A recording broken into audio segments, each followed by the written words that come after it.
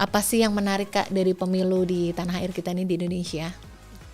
Ternyata ada 3 metode utama yang dipakai untuk menyebarkan berita bohong.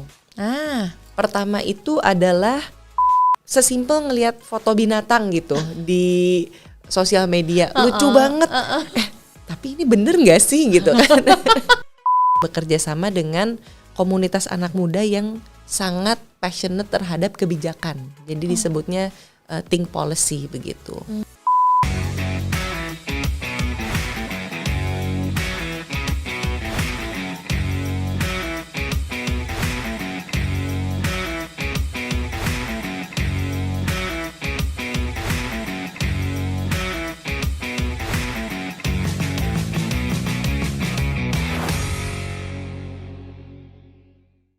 Halo, apa kabar teman pemilih? Senang sekali bisa ketemu teman pemilih semua di kanal YouTube Komisi Pemilihan Umum Republik Indonesia.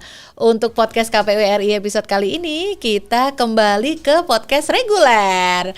Jadi biasanya kan kita lagi dibajak nih sama mahasiswa nih di podcast KPU edisi Pemilih Muda. Nah sekarang kita balik dulu ya ke episode reguler karena kita kedatangan tamu spesial yang mau mampir nih di studio podcast Komisi Pemilihan Umum Republik Indonesia.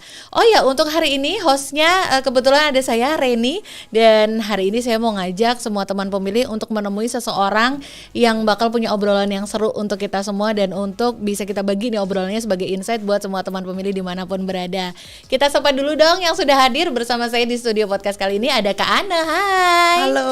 Hai Kak Ana, apa kabar? Apa kabar? Baik, sehat. Terima kasih. Mbak Reni gimana? Alhamdulillah, terima kasih. Sehat juga Kak Ana, terima kasih sudah bertanya. Nah, teman pemilih, ini ada Kak Ana. Nama lengkapnya adalah Kak Ariana Santoso. Akrabnya dipanggil Kak Ana. Beliau adalah siapa? Ayo coba lihat. Coba kamera shoot dulu ke arah Kak Ana. Coba itu ada tulisan di bajunya, kelihatan nggak? Kelihatan ya. Nah coba ayo di zoom dulu. Nah iya, oke. Nggak di zoom juga udah kelihatan. Ya itu ada tulisan di bajunya Kak Ana. That's right. Itu menggambarkan di mana beliau beraktivitas atau berkarya saat ini, yaitu di Google. Tepatnya Google Indonesia ya. Betul. Betul. Kantornya Mbah Google. Kantornya Mbah Google. Kesian ya, umurnya berapa kita juga nggak tahu, dipanggilnya Mbah aja. Ya, dan tepatnya teman pemilih, Kak Ana ini adalah analis senior hubungan pemerintah dan kebijakan publik Google Indonesia. Wow, itu tugasnya itu kira-kira kalau di Google tuh, kalau analis senior itu kira-kira kayak apa ya Kak aktivitasnya ya di Google ya? Kalau aku selalu bercanda ke orang-orang itu, aku ini CPO. CPO? Chief Pantun Officer. Oh wow. Pantun? Karena sering berkomunikasi dengan rekan-rekan pemerintah dan kami tahu nih, dan aku juga memang sangat suka dengan pantun. Oh begitu. Gitu. Oh nanti kita tagih satu ya pantunnya Kak Ana ya. Wow, pasti menyenangkan sekali ya Kak. Iya nggak sih Kak, orang kayak aku juga, pasti teman pemilih juga banyak yang ngelihat it must be very exciting to work at Google. Lagi Google Indonesia, gimana Kak rasanya bekerja di sana? Seru. Jadi mungkin Mbak Reni juga sempat main ke kantor kami begitu. Mungkin teman-teman juga sempat dengar misi Google kan salah satunya adalah mengorganisasi informasi dunia agar bisa diakses dan bermanfaat secara universal. Jadi produk-produk kami itu memastikan informasi itu bisa terorganisasi dengan baik gitu. Nah jadi memang kalau orang ngomong never a dull moment at Google. Oh, wow. Setiap hari ada aja gitu. Ada aja. Mau itu produk baru atau mungkin dari sisi kebijakannya, dari sisi kerjasama dengan mitra, dengan pemerintah atau mungkin dari masyarakat itu memang seru banget. Dan kebetulan tahun ini aku juga ditugaskan memiliki amanat untuk membantu support Google terhadap mendukung pemilu 2024 begitu. Ternyata juga ada perhatian khusus nih ke pemilu 2024 nanti ya Kak Ana ya. Tapi sebelum kita ngobrolin apa sih karya-karya yang kira-kira dilakukan Google khususnya untuk jelang pemilu 2024 nanti, kita juga pengen tahu lebih banyak nih bagaimana sekarang dari Kak Ana dulu deh yang sebagai person yang bekerja di Google-nya Kak, ada ini nggak sih Kak kalau di ambience-nya di pekerjaan Kakak itu apakah juga kesenggol gitu Kak sama kabar-kabar atau aura-aura udah di pesta demokrasi nih, karena itu udah di tengah tahapan pemilu 2024 ya. Kerasa nggak sih Kak ambience-nya gitu kalau di tengah pegawai-pegawai Google gitu? Iya, terutama mungkin di tim gitu, semuanya sangat semangat untuk menyambut pesta demokrasi gitu. Ini kan bukan sesuatu yang kejadian tiap tahun, dan ini juga menunjukkan Indonesia ini sebagai negara yang keren banget gitu. Secara geografis kan sangat luas, banyak pulau, tapi direct elections terbesar begitu kan, pemilihan langsung yang terjadi dalam 1-2 hari gitu. Yang satu hari 14 November, yang satu lagi nanti di November untuk pemilihan kepala daerah begitu kan. Iya, betul. Keren banget. Keren banget karena di 2024 itu ya kita akan melakukan 2 pemilihan, makanya dibilang pemilihan pemilu serentak. Karena yang pertama itu kita lakukan pemilu legislatif dan juga pemilu presiden, kemudian kan ada 5 yang dipilih ya Kak, DPR RI, DPD RI, kemudian DPRD Provinsi dan Kap Kota itu di 14 Februari 2024. Iya betul. Betul, kemudian pilkada serentak dilakukan di November 2024 juga. Jadi kita bakal lihat banyak wakil rakyat gitu atau kepala daerah nyalon bareng ya. Nyalon bareng. Dibarengkan gitu. Dibarengkan. Jadi ini akan jadi bagian dari peristiwa sejarah dunia, yang bagian dari sejarah dunia yang luar biasa nih Kak. Jadi kita patut sangat senang untuk bisa mengexperience atau mengalami hal ini ya. Baik itu kayak kami sendiri di penyelenggara atau seperti Kak Ane sebagai warga negara dan juga sebagai pemangku kepentingan yang berada di sekitar pemilu ya. Kak, kalau di dalam Google sendiri Kak, kalau sebelum kita nanya lagi nih yang relate antara bagaimana Google memandang pemilu di Indonesia, Google itu di Indonesia itu udah dari ada kayak seperti kita nyebutnya Google Indonesia, berarti kayak kantor di perwakilan di Indonesia ya Kak? Betul. Itu ada di mana aja sih Kak? Kalau maksudnya kalau yang apakah setiap negara itu pasti ada Google, kantor Google-nya gitu? Belum tentu. Oh belum tentu, ya. Jadi kayaknya beberapa di negara Asia Tenggara juga nggak semua memiliki kantor gitu. Yang kantor Asia Pasifik yang besar secara regional adalah di Singapura gitu. Oh gitu. Namun Indonesia sendiri ini memang satu negara prioritas gitu, karena mungkin dari segi Google dilihat ini satu tempat di mana nanti masa depannya bakal lebih banyak lagi yang keramaian keseruan begitu. Begitu. Karena mungkin dari basis penggunanya atau mungkin secara sosial, ekonomi dan politik juga sangat stabil dan bahkan thriving begitu, thriving democracy. So ini Indonesia adalah negara prioritas gitu, salah satu negara prioritas. Maka dari itu juga perlu untuk ditempatkan perwakilan Google di sini ya Kak ya. Kan memang platform awalnya kan memang Google itu diciptakan tadi Kak Anda bilang ini untuk mengelola informasi. Yang kita tahu Google itu memang mesin pencari ya Kak ya. Mesin pencari, jadi mencari informasi dan bagaimana orang-orang itu membutuhkan informasi secara cepat gitu, ibaratnya di ujung jari gitu, di ujung jari gitu udah ketemu semuanya di situ. Itu ternyata menjadi salah satu platform pencari informasi atau mesin informasi yang sangat diandelin ya Kak ya. Kalau aku sih mungkin karena bias juga ya, tapi ini misalnya dari berangkat kantor gitu kan, itu memang sangat merasa terbantu gitu dengan dari kesini aja tadi, oh ya Google Maps ini bakal berapa lama gitu kan. Ini aku udah di on the way nih gitu kan, kira-kira nyampe jam segini gitu. Betul, terus tadi kita lagi ngobrol tentang statistik beberapa kayak Bara ini aku Google dulu deh gitu. Jadi kayaknya memang sudah lekat sama kehidupan setiap orang ya Kak ya, betul. Coba teman pemilih, siapa dari teman pemilih yang begitu bangun pagi atau mau menuju ke tempat aktivitas nih, ke kampus atau ke tempat gawe, sudah ngandelin ini si Mbah yang satu ini, Mbah Google ini. Siapa pasti banyak ya. Coba kalau teman pemilih begitu bangun, yang biasanya dicari duluan tuh paling sering dicari dalam satu hari itu biasanya apa? Coba komentar di kolom komentar ya. Biasanya tuh pengen nyari apa gitu, kayak kadang-kadang dari hal yang paling serius sampai dari hal yang paling simple, itu kadang-kadang kita nyarinya ya memang di mesin pencari Google ini ya Kak ya.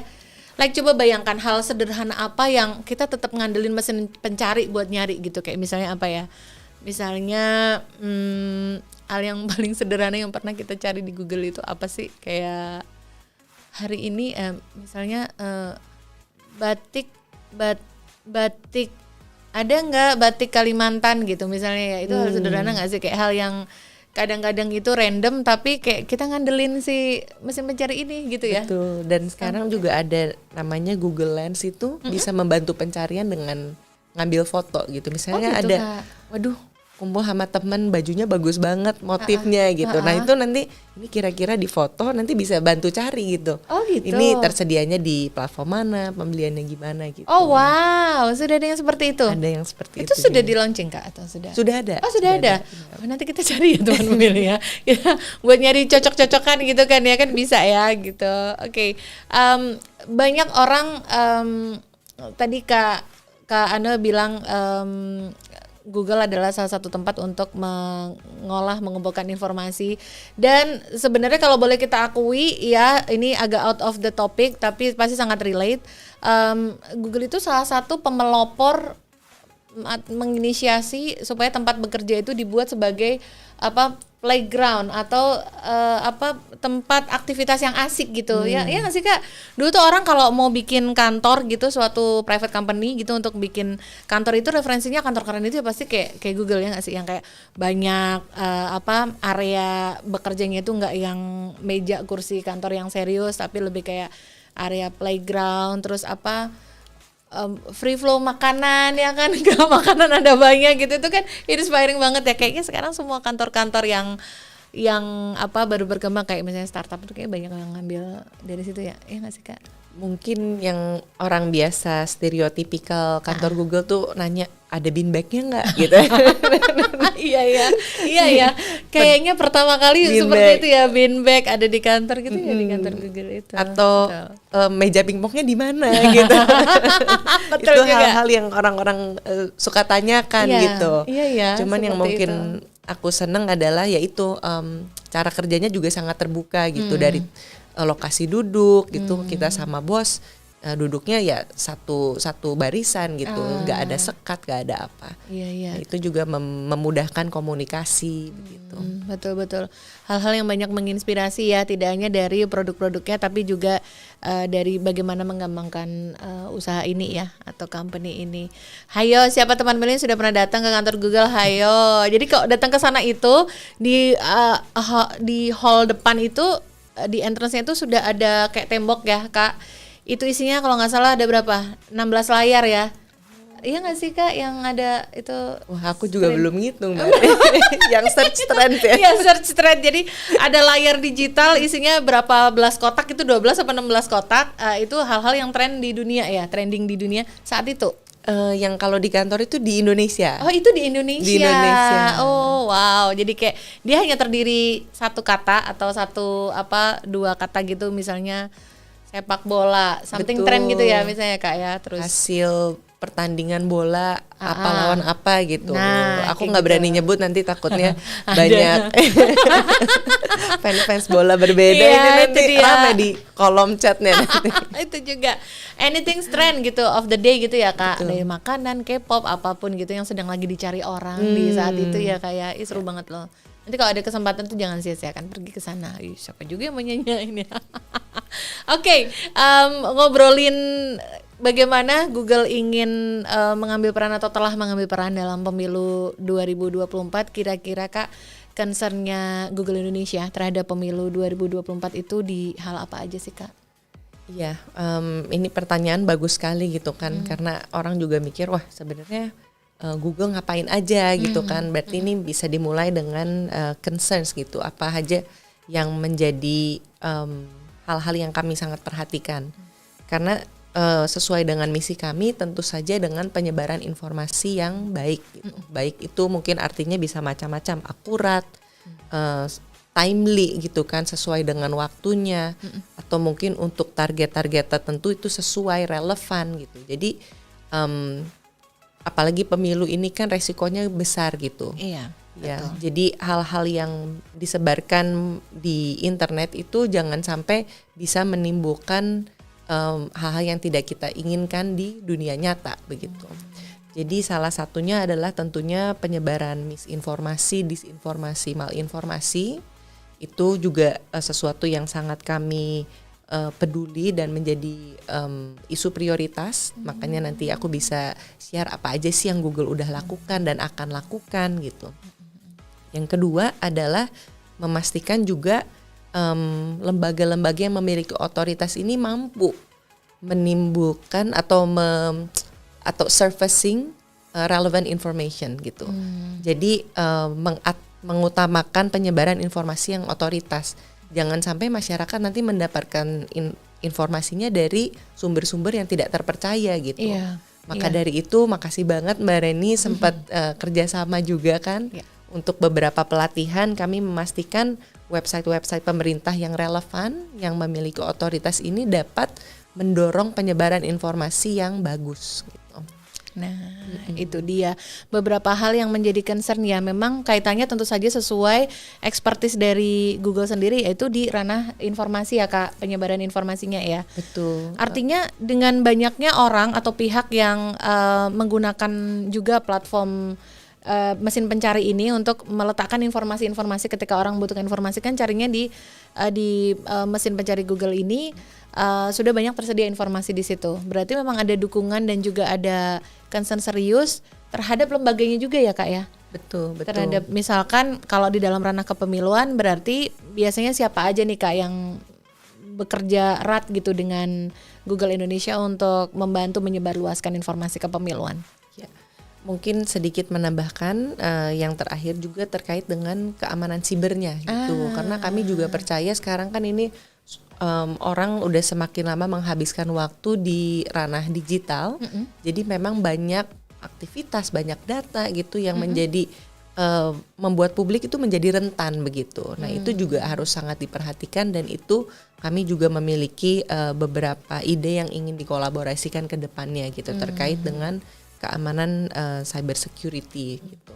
Dan setuju banget yang Mbak Reni bilang, ini memang bukan hanya tanggung jawab satu orang atau satu pihak gitu, tapi ini kita harus bersama-sama, makanya perlu kerjasama bareng gitu. Betul. Kolaborasi itu menjadi kunci dan kami percaya salah satunya adalah KPU yang menjadi mitra utama kami gitu. Salah satu mitra utama, dan nanti mungkin kami juga sudah berbicara dengan lembaga pemerintah yang lain dan juga lembaga kemasyarakatan seperti mungkin NGO gitu.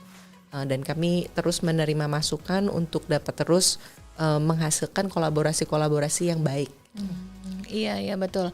Kak, kalau kita beberapa kali nih, kalau dalam obrolan kita beberapa kali sering ketemu, memang concern, jadi teman pemilih concern Google Indonesia terhadap dukungan untuk kepemiluan itu kan emang luar biasa tinggi concernnya. Hal ini juga dilakukan untuk di banyak negara juga ya Kak ya, sepertinya ya. Memang ada keinginan yang kuat untuk mendukung proses pemilu di setiap negara yang memungkinkan ya Kak ya? Betul, jadi memang itu menjadi satu komitmen Google sebagai perusahaan untuk mendukung proses demokrasi itu secara global. Gitu. Jadi memang ada beberapa pilar. Yang pertama pilar adalah menghubungkan pemilih itu dengan informasi pemilu yang terpercaya. Gitu. Jadi memastikan nanti pemilih juga dapat membuat pilihan yang terinformasi dengan baik. Dan yang kedua adalah mendukung tim-tim kampanye juga untuk memaksimalkan dari sisi keamanannya. Dan yang ketiga juga melindungi platform-platform kami juga dari abuse gitu. Oh gitu. Oh gitu, termasuk platform-platform yang berada di dalam naungan Google ya Kak ya berarti ya? Jadi contohnya mungkin 4-5 tahun lalu itu website KPU kami daftarkan untuk memiliki lapisan keamanan yang lebih tinggi lagi gitu. Dari serangan DDoS gitu, dari DDoS attack kami ada satu fitur yang gratis dan terbuka untuk berbagai mitra. Itu kami juga sudah mendaftarkan dan tahun ini juga akan dilakukan hal serupa. Oh begitu, sepertinya menarik sekali, dan ada beberapa hal yang bisa kita highlight untuk bisa diketahui lebih banyak nih sama teman pemilih. Apa sih sebenarnya kiprah atau karya Google Indonesia dalam mensupport atau ikut meramaikan gelaran pemilu serentak 2024 nanti. Teman pemilih jangan kemana-mana, kita akan ngobrol lebih banyak lagi barengan Kak Ana dari Google Indonesia, hanya di kanal YouTube Komisi Pemilihan Umum Republik Indonesia untuk podcast KPU RI. Terima kasih banyak ya masih bersama kami di podcast KPU RI hanya di kanal YouTube Komisi Pemilihan Umum Republik Indonesia. Untuk episode hari ini masih bersama saya Reni untuk host podcast KPU dan bersama tamu spesial kita Kak Ana dari Google Indonesia. Kak, biasanya tuh Kak kalau di podcast kita nih lagi ada beberapa episode khusus ya Kak, yang kita tuh ngajakin mahasiswa untuk ini bahasanya tuh ngebajak podcast KPU. Jadi biasanya mahasiswa tuh kan kadang-kadang suka jadi tamu di sini, tapi kita buat episode khusus di mana mereka juga jadi hostnya. Jadi kita undang mahasiswa ilmu politik di area di kampus-kampus sekitar Jabodetabek dan juga sekitarnya. Ada juga sih yang agak ke Jawa juga ada. Jadi mereka kirim mahasiswa-mahasiswa terbaik mereka untuk, kebanyakan sih mahasiswa ilmu politik. Jadi mereka sama-sama melek soal obrolan pemilu. Jadi biar mereka saling nyambungin cerita. Kalau di kampus gue tuh ngobrolin pemilu tuh kayak gini. Yang jadi concern tuh ngomongin kandidat atau caleg-caleg tuh kayak begini gitu-gitu Kak. Seru deh. Nanti nonton ya Kak di podcast kita. Nah terus kali ini karena podcast edisi khusus mahasiswa itu juga banyak banget episodenya berminggu-minggu. Nah ini sekali-sekali kita selingi dengan episode reguler dan kita datangkan tamu-tamu yang juga punya insight-insight yang bisa menjadi banyak informasi baru nih buat teman pemilih. Salah satunya yang tamu hadir hari ini Kak Ana dari Google Indonesia, yang tadi kita udah ngobrolin tentang pertama serunya kerja di Google Indonesia pasti, dan apa saja yang menjadi concern Google Indonesia terhadap pemilu 2024 nanti. Kak, kalau kita mau bicara soal pemilu ya Kak, yang sudah berjalan beberapa kali di tanah air kita, kalau menurut pihak atau Kak Ana seperti orang yang bekerja di Google itu, apa sih yang menarik Kak dari pemilu di tanah air kita ini di Indonesia? Ya, makasih Mbak Reni. Ini agak nyambung dengan poin tadi ya, kayak Indonesia tuh luas banget dan beragam banget orang-orangnya, dari suku, dari agamanya, dari bahasanya. Jadi kalau main misalnya ke negara apa gitu, itu kurang lebih bisa dihitung jari lah kalau misalnya ngomong tentang budaya kurang lebih.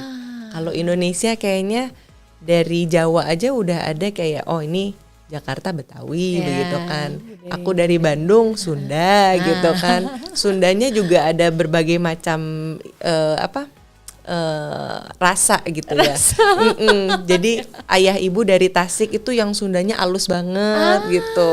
Tapi kalau mungkin ke Sukabumi udah beda lagi gitu. Nah ini insights dan konteks Indonesia sebagai negara yang sangat beragam itu menarik sekali gitu.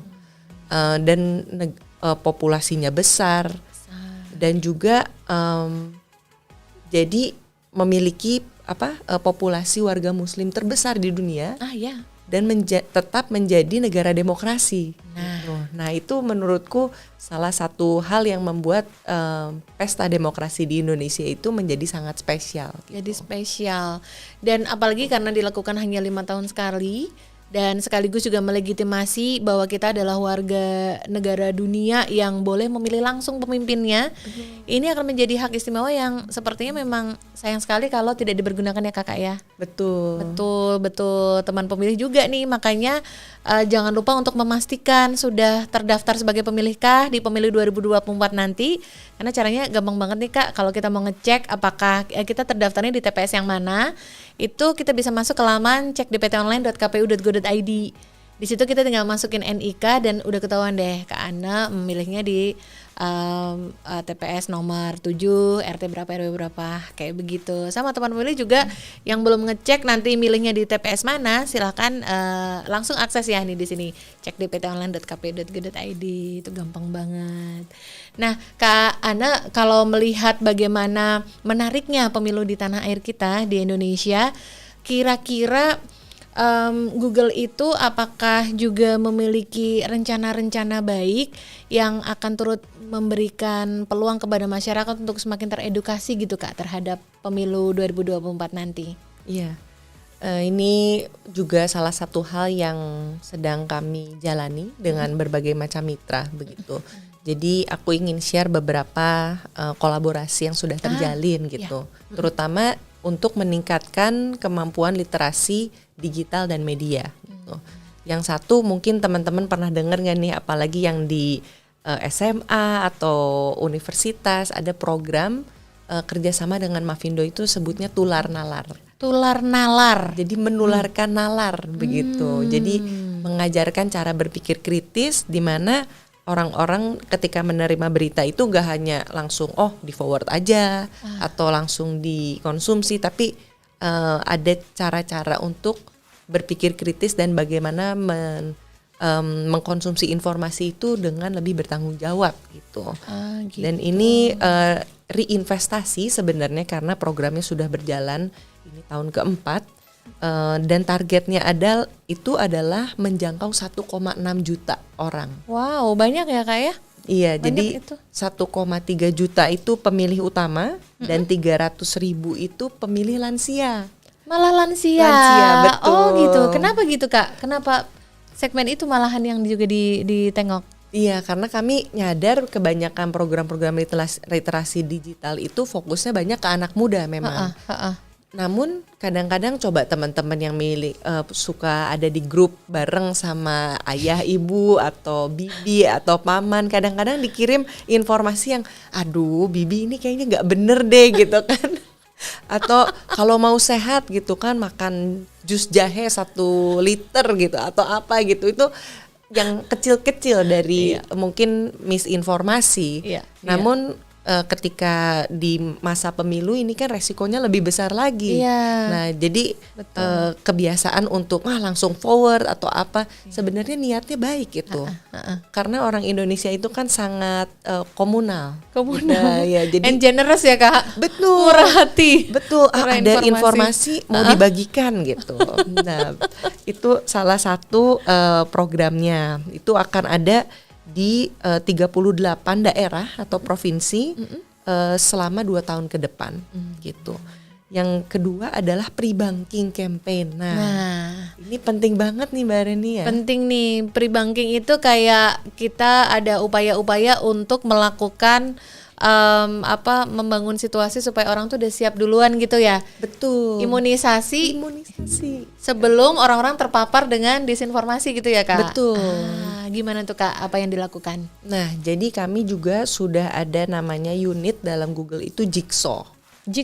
Iya, ini fokus untuk mengadres, jadi mencari solusi atas tantangan-tantangan di dunia internet gitu. Salah satunya misinformasi. Jadi udah ada riset di Indonesia ini, ternyata ada 3 metode utama yang dipakai untuk menyebarkan berita bohong. Pertama itu adalah konteks distortion. Jadi kalau mendengar sesuatu konteksnya dikaburkan. Nah, ini teman-teman hati-hati nih kalau misalnya nanti udah mendekati pemilu tiba-tiba loh konteksnya kok beda, nggak nyambung gitu kan. Nah, ini salah satunya. Kedua adalah emotional manipulation. Memanipulasi emosi. Kalau baca orang jadi kesel, jadi sedih, jadi marah, jadi bersalah. Nah, ini teknik-teknik yang dipakai. Yang ketiga adalah discrediting. Jadi ketika nanti mungkin ada satu tokoh kandidat politik atau mungkin caleg itu didiskreditkan. Mungkin dibilangin dia berasal dari keluarga yang seperti ini. Dia berbohong tentang sukunya atau ternyata agamanya tidak sesuai dengan yang dia omongkan. Agamanya lain. Nah, itu mendiskreditkan sehingga orang jadi wah iya emang ini orang nggak bisa dipercaya gitu. Tapi itu satu teknik yang sering dipakai untuk penyebaran dis dan malinformasi begitu. Itu pre-banking. Kami juga akan bekerja dengan beberapa NGO dan juga beberapa lembaga yang akan kami jajaki begitu. Itu menarik banget. Ya, jadi dilakukan dulu langkah-langkah pencegahan dengan cara lebih dulu memberikan informasi-informasi yang benar. Ibarat analoginya imunisasi ya Kak ya. Jadi dikebalin duluan. Dikebalin dulu. Biar kalau datang serangannya udah mental deh gitu. Betul. I see ya. Kak, itu bentuk aktivitasnya bisa seperti apa ya Kak? Menginformasi atau mempribangkingkan seperti misalkan lansia itu pakai metode apa ya Kak ya? Iya, jadi memang banyak tahapnya begitu. Jadi yang pertama adalah kampanye gitu, supaya orang tahu dulu aja. Karena kalau nggak tahu, ya nggak akan sadar gitu. Yang kedua mungkin ketika udah aware itu engage. Jadi membuat mereka bisa mengengage dengan materinya. Mungkin itu nge-share kah? Atau mungkin itu ngomong ke temennya kalau lagi ngopi, lagi kumpul-kumpul, tahu nggak sih 3 metode utama yang dipakai untuk menyebarkan berita bohong gitu. Yang ketiga adalah action gitu. Jadi kalau itu terjadi ngapain gitu. Dan ini penting banget ya Mbak Reni ya, karena kadang-kadang sekarang juga apalagi dengan meningkatnya pemakaian AI, kadang juga aku bingung ngelihat foto binatang gitu di sosial media, lucu banget. Tapi ini bener nggak sih gitu kan? Iya nggak sih, iya benar. Iya, ada kemajuan di dalam dunia digital yang di beberapa titik membuat kita juga jadi was-was ya, deg-degan ya. Apalagi kalau itu dibawa ke ranah yang kurang bertanggung jawab ya, untuk menipu misalnya, amit-amit gitu. Tapi ada hal menarik ya Kak, aku mau bagiin cerita salah satu tamu podcast itu. Dulu kita punya beberapa mahasiswa, kalau ada obrolan atau dugaan atau sangkaan nih, kalau anak muda Indonesia sekarang itu, generasi sekarang tuh makin bahasanya mohon maaf makin lembek, terus juga nggak peduli dengan situasi politik. Sepertinya nggak juga ya, kayaknya itu terlalu mengeneralisir aja. Kami pernah punya beberapa tamu yang tipikalnya dia tipikal anak-anak sebenarnya, mahasiswa to be honest, mahasiswa broadcasting ya, anak-anak yang sepertinya itu technical banget gitu, di balik layar, di balik kamera, di balik gitu. Tapi surprisingly mereka tuh bisa ngomong begini, Kak, kita ini ngejaga ini mama-mama kita, kalau dia dapat share WA yang dari grup keluarga gitu, kita yang stop Kak, kita yang rem, Mam ini salah, ini tuh nggak benar, mana nggak ada sumber beritanya, tuh cuma screenshotan judul apa yang nggak bisa dipertanggungjawabkan. Artinya anak-anak mahasiswa ini sudah berani nih Kak mencari tahu ini berita benar apa enggak, dan dia berani untuk memperingatkan keluarga, orang terdekat mereka. Dan mama-mama itu kan disinyalir sebagai salah satu agen reformasi terkuat ya Kak ya, sumber informasi yang ganas, cadas, dan juga penyebarannya sangat cepat. Nah mereka tuh mampu jagain mama-mama mereka. Aku ingetin mamaku, Kak, ini informasinya salah deh Mam, kayaknya ini jangan disebarin lagi. Artinya kami pun dari penyelenggara pemilu pun ada rasa optimis bahwa tidak semua anak-anak muda ini tidak peduli.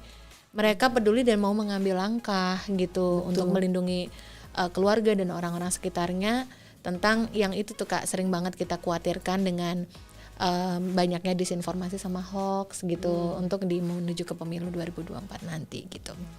Itu setuju banget Mbak Reni. Mbak Reni bilang kan tadi ada mahasiswa-mahasiswa yang membajak podcast gitu. Itu keren banget. Zamanku kayaknya aku kebanyakannya nonton konser. Nggak ada tuh engagement dengan, dan nggak denger teman-teman juga yang melakukan itu gitu. Atau mungkin aku salah pergaulan kali. Oh enggak juga. Kebetulan aja mainnya yang memang senang pergi ke tempat konser-konser Kak kali. Ya ini kan namanya upaya ya Kak ya. Kita melakukan banyak cara untuk bisa terconnect, terengage sama para pemilih. Salah satu cara yang kita lakukan ya mengajak teman-teman mahasiswa untuk terlibat menyuarakan apa sih yang menjadi keinginan atau harapan mereka terhadap pemilu nanti. Dan yang mendengar dan merespon mereka ternyata teman-teman mereka juga. Which is good ya, sangat bagus sekali. Kak Ana, menarik sekali kita mendengar bahwa Google sudah melakukan langkah-langkah yang sebegitu banyak dan sangat variatif ya Kak ya. Dan dengar-dengar juga Google itu juga menggandeng banyak mitra ya, seperti tadi Kakak sebutkan beberapa hal, beberapa keadaan juga yang bisa diajak bekerja sama untuk bisa mengedukasi bangsa ya Kak ya. Kita sama-sama tahu kalau nanti pemilu 2024 itu memang akan didominasi oleh banyak sekali pemilih muda, Gen Z dan juga milenial yang rata-rata memang semuanya itu sangat melek dengan aktivitas di dunia maya ya Kak, atau di digital ya. Mereka aware banget dan mereka sangat familiar dengan hal-hal semacam itu. Ada nggak Kak langkah-langkah yang juga dikhususkan untuk teman-teman yang masih muda ini, yang Gen Z sama milenial yang akrab banget dengan dunia digital? Apakah ada produk-produk atau langkah-langkah yang dilakukan oleh Google untuk juga engage sama mereka gitu Kak dalam hal melek literasi pemilu? Ya, mungkin selain tadi dari Mavindo, jadi ada beberapa yang lainnya seperti komunitas Cek Fakta begitu kan. Komunitas Cek Fakta itu bekerja sama dengan Mavindo, AMSI dan AJI gitu. Jadi itu juga kami membuka partisipasi dari publik untuk membantu gitu ngecek fakta. Nah itu juga mungkin salah satu hal yang menarik gitu. Yang satu lagi adalah Safer Internet Lab. Nah ini untuk teman-teman mungkin nanti bisa dikunjungi di sosmednya. Itu bakal ada acara-acara, tapi mungkin ini yang agak lebih serius ya dari sisi akademisi. Cuman anak-anak muda juga bisa berkontribusi gitu, mungkin datang dan menyuarakan gitu. Sebenarnya concern anak muda apa aja gitu kan. Nah itu yang dari seriusnya nih Mbak Reni. Oh ada yang nggak serius ya Kak? Mau ada dong yang dibagi. lebih serius. Lebih serius lagi even malahan. Bolehlah dibagi Kak. Jadi ada juga yang lebih mungkin fun gitu. Jadi ini agak mirip pre-bankingnya yang tadi Jigsaw, cuman ini dari YouTube. Oh iya.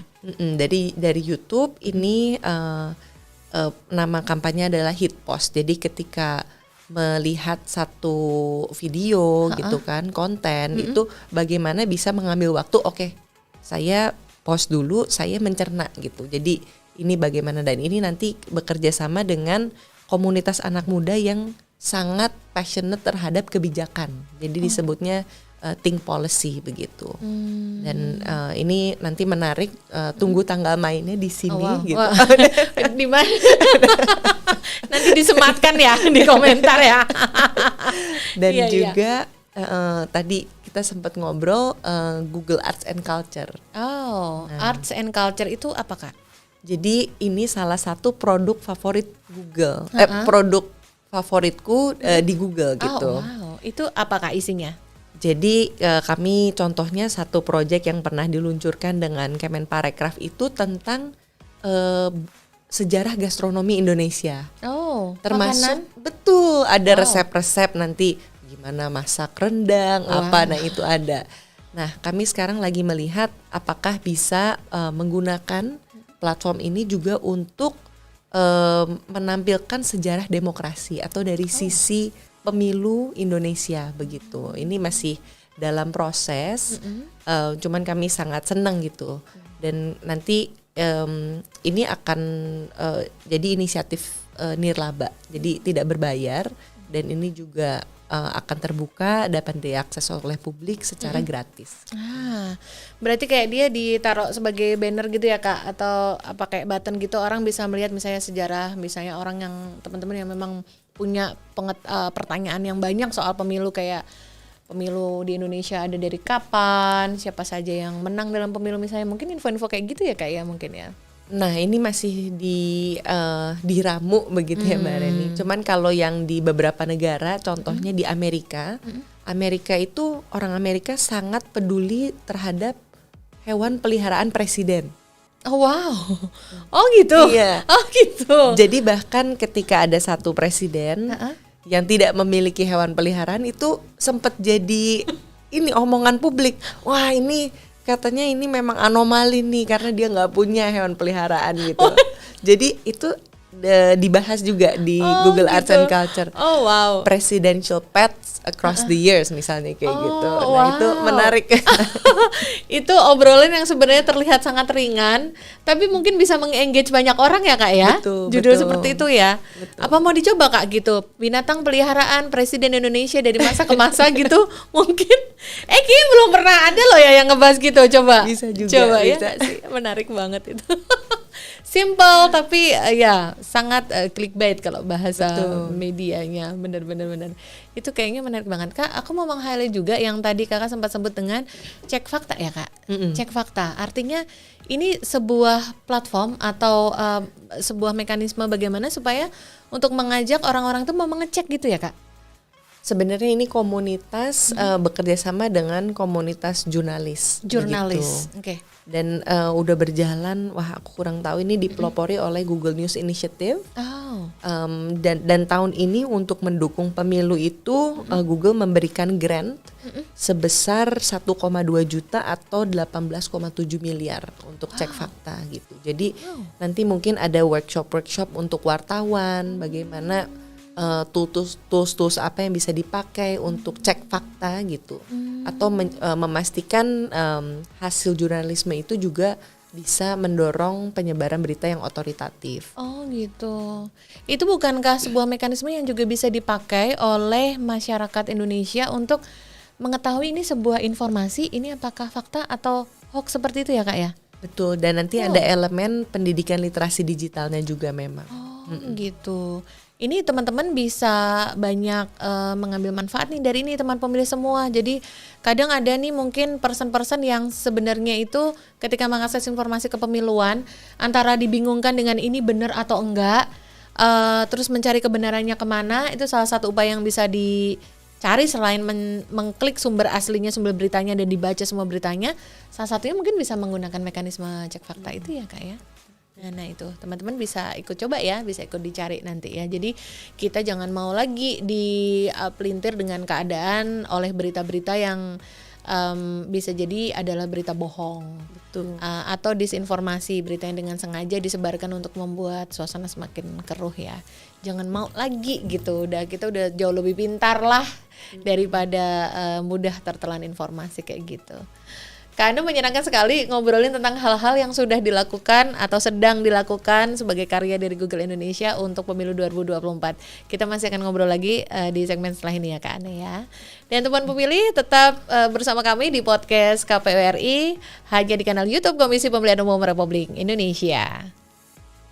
Teman pemilih, terima kasih banyak masih bersama kami di podcast KPU RI hanya di kanal YouTube Komisi Pemilihan Umum Republik Indonesia. Terima kasih ya yang udah sedari tadi, sudah setia banget di kanal ini.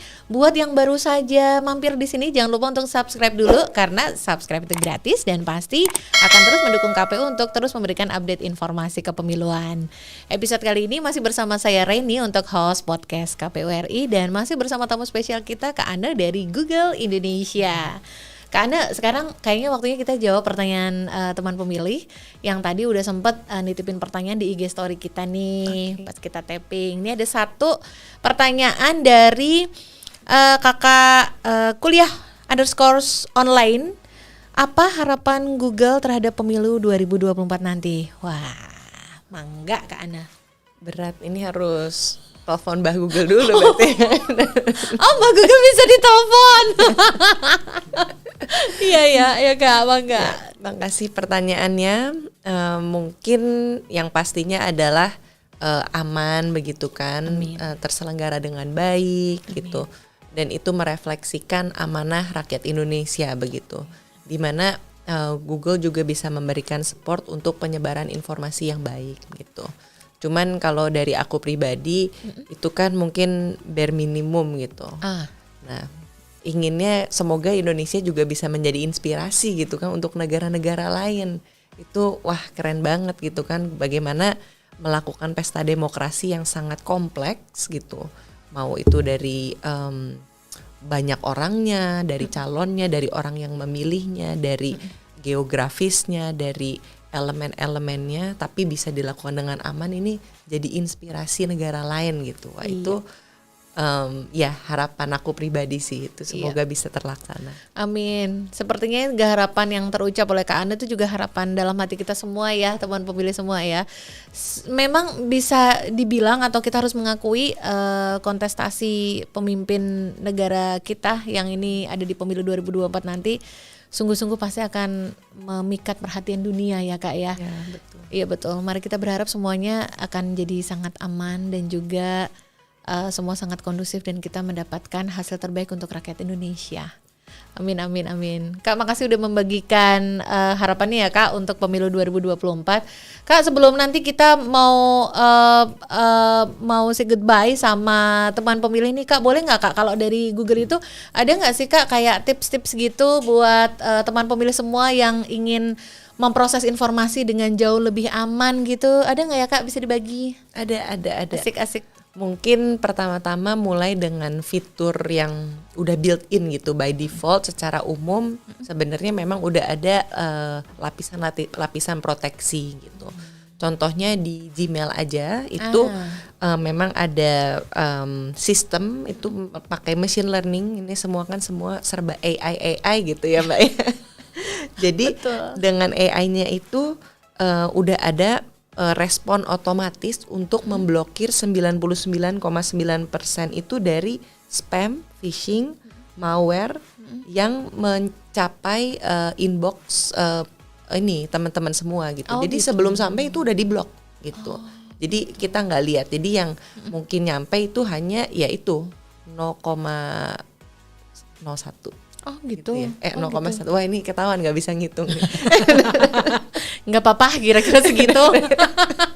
Jadi sebenarnya secara otomatis penggunaan dalam Gmail itu sudah tersaring sebenarnya Kak ya? Betul. Dan jumlahnya itu yang diblok bisa mencapai 100 juta cobaan cyber attack gitu. Jadi serangan siber 100 juta itu udah diblok secara otomatis gitu. Segitu amannya ya berarti ya. Memang ada lah kadang-kadang sekarang kan aktor-aktor jahat juga semakin pintar gitu ya Mbak Renia. Ini kayak dari bank yang benar-benar legit banget, mungkin formatnya bagus apa gimana, tapi kalau dilihat-lihat lagi loh, kok misalnya bukan .com tapi .apa gitu kan. Nah ini memang ada, dan mesin kami juga terus belajar gitu, mempelajari. Jadi itu salah satu usaha kami juga bisa keep up gitu dengan threats yang terjadi. Itu ada juga safe browsing. Itu jadi ketika nanti mungkin teman-teman pernah melihat kalau mau mengunjungi website tertentu itu ada peringatannya. Ini nggak aman gitu. Oh gitu, kayak pop up gitu kecil gitu Kak. Kayak mau lanjut apa enggak, ini websitenya nggak aman. Nah itu disebutnya safe browsing, itu sudah memproteksi lebih dari 5 juta devices gitu ketika mereka ingin mengunjungi website-website yang beresiko. Namun kalau beberapa publik misalnya tahu ini sebenarnya website punya temen, cuman dia belum update keamanannya, nggak apa-apa deh. Nah itu kami juga memberikan pilihan kepada pengguna sebenarnya gitu. Dan yang ketiga juga ada namanya Google Play Protect. Itu untuk teman-teman yang pakai Android itu memang udah ada fitur men-scan lebih dari 100 miliar aplikasi yang diinstal. Jadi itu juga dilihat keamanannya gimana, dari mereka menyimpan datanya gimana. Itu yang fitur memang built-in by default gitu. Namun untuk tips-tipsnya tentu ada banyak, cuman yang mungkin aku mau highlight itu 3. Ada beberapa fitur gratis gitu Mbak Reni. Satu adalah security check up. Jadi kalau di akun Google tinggal coba aja security check up. Ternyata ketika aku melakukan itu menunjukkan password aku di beberapa website itu sudah terekspos terhadap data breach. Nah itu bisa kelihatan tuh. Gitu. Nah jadi di mana nanti teman-teman bisa ya harus ganti password biar lebih aman gitu. Dan yang kedua misalnya password manager. Kan sekarang password banyak banget tuh. Mungkin pertama ulang tahun ayah ABC gitu, 2 ulang tahun ibu DEF gitu. Itu pusing gitu kan. Nah, ini juga Google membantu, ada password manager gitu. Nah, ini masih nyambung. Poin ketiga adalah jangan berbagi password gitu. Sesederhana itu sebenarnya ya. Kadang-kadang kami mendapatkan laporan gitu. Ini memang yang tahu password berapa orang? Ada 12 orang Mbak gitu. Nah itu komunal ya. Iya betul. Suka berbagi kan orang Indonesia. Benar juga. Gitu. Termasuk password gitu disedekahkan gitu. Jumat berkah gitu ya. Iya Kak, iya betul. Harus hati-hati aja. Hati-hati ya. Iya. Walaupun sesederhana password yang memang hanya untuk akses dokumen pun ya, justru itu yang nggak boleh meleng gitu ya. Betul. Ibaratnya. Jadi 3 itu ya kayak tipsnya ya. Sebenarnya banyak sih dan ada di website kami, bisa dikunjungi gitu tips-tips yang bagaimana memastikan akun Google-nya aman. Cuman yang aku bisa share mungkin cukup relevan dan cukup gampang diingat, 3 tadi. Ya, baik. Mudah-mudahan ini jadi insight yang bagus buat teman pemilih semua. Sembari kita juga belajar pemilu, kita juga belajar mengamankan informasi-informasi yang kita miliki ya, gitu, dijaga baik-baik gitu. Sebaik menjaga pujaan hati gitulah. Betul. Ya betul. Kakak makasih banget udah berbagi ya tips bagaimana untuk mengamankan informasi-informasi yang kita punya. Sekarang kita pingin minta nih ke Ana, ada pesan apa buat teman pemilih yang nontonin podcast KPUI ini terkait nanti gelaran di pemilu 2024, apalagi khususnya tentang expertise yang dilakukan oleh Google di Indonesia. Mangga Kak. Mungkin beberapa hal. Yang pertama, jangan lupa pantengin kanal-kanal informasi KPU gitu sebagai lembaga yang otoritatif, yang punya sumber informasi terpercaya gitu.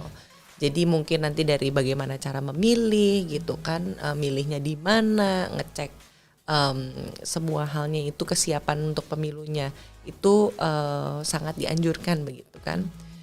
Yang kedua ya, kalau dulu ada iklan tuh waspadalah, nah itu juga penting tuh, waspadalah jika menerima informasi gitu, dan menjadi bijak gitu. Mungkin bisa diingat tadi 3 metode utama yang dipakai untuk menyebarkan berita bohong. Kalau itu mendistorsi konteks, kalau itu memanipulasi emosi, dan kalau itu mendiskreditkan orang, nah itu hati-hati gitu. Dan juga mungkin bisa pantengin sosial medianya Google untuk program-program yang terkait dengan literasi digital, atau mungkin tadi ada Safer Internet Lab gitu kan.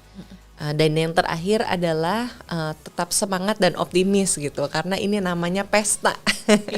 Iya, karena jangan sampai pemilu harus gini enggak, karena ini seru banget gitu, dan satu privilege gitu, satu hal luar biasa yang menjadi hak warga Indonesia gitu. Nggak semua negara di dunia ini memiliki kesempatan seperti ini untuk memilih wakilnya, presidennya, dan juga wakil rakyatnya secara langsung, dan bahkan nanti ada kepala daerahnya gitu. Betul. Thank you banget ya Kak sudah mengingatkan teman pemilih semua akan hak-haknya dan juga apa saja yang bisa mereka lakukan untuk menjaga diri dan juga pemilu kita tetap kondusif dan terbaik untuk rakyat Indonesia. Kak Ana, terima kasih banyak sudah meluangkan waktu mampir di podcast KPRI. Mudah-mudahan nanti kita bisa mampir lagi, ngobrol lagi ya. Siap. Terima kasih, dan tentu saja penghargaan yang tertinggi juga kepada Google Indonesia yang telah memfokuskan dan juga memberikan sumber daya dan karyanya untuk membantu mengedukasi masyarakat Indonesia terkait khususnya pemilu 2024 nanti ya Kak. Thank you banget, sukses dan sehat selalu buat Kak Ana dan teman-teman di Google Indonesia. Dan teman pemilih, terima kasih banyak ya sudah mengikuti podcast ini. Nantikan terus update informasi kepemiluan lainnya hanya di kanal YouTube Komisi Pemilihan Umum Republik Indonesia. Podcast KPU RI terdepan bicara kepemiluan. Sampai ketemu lagi.